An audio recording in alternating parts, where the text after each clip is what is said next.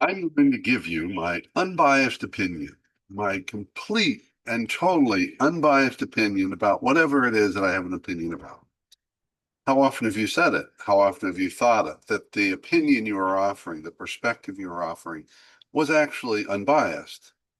Hey, let's be honest. If you're a human being, if you're listening to this, you are at some level. I am. We all have biases. Biases are not the problem. The problem is when we're not aware of our biases, or even worse, we pretend that we don't have them. We convince ourselves that what we're offering is an unbiased opinion, therefore it has no taint to it, therefore it should be accepted as the correct perspective or opinion. Does that sound like you?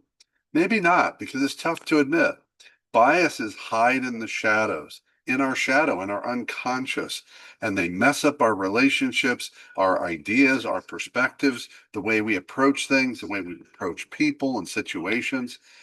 Biases are a problem, especially when they are lurking in the dark, in the shadow, tucked away, unrecognized, unacknowledged. They're called bias blind spots. How do you know how you have one? Here's a great way to look for them.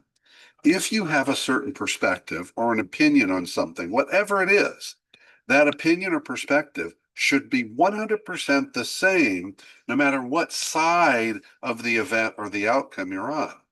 You know that old saying, our something about it's all, this is your view until it's your ox being gored. That's what I'm talking about.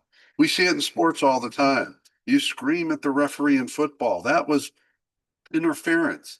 But the question is, if your team was on the other side on defense, would you have screamed interference? Probably not. That tells me you've got a bias in there.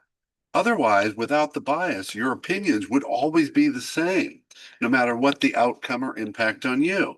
But the reality is, we do make it about us without realizing it.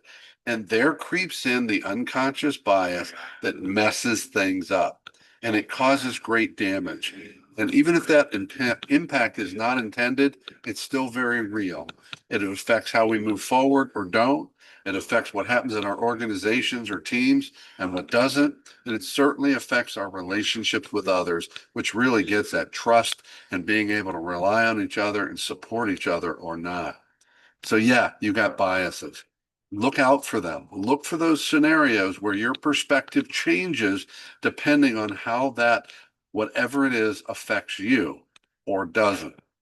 Once you get those aligned, now we know that you're much less likely to have a bias. It could still be a sneaky bias, but it's those key situations where your opinion changes based upon which side of the issue you're on that you got to be careful about, even to the point of being vigilant.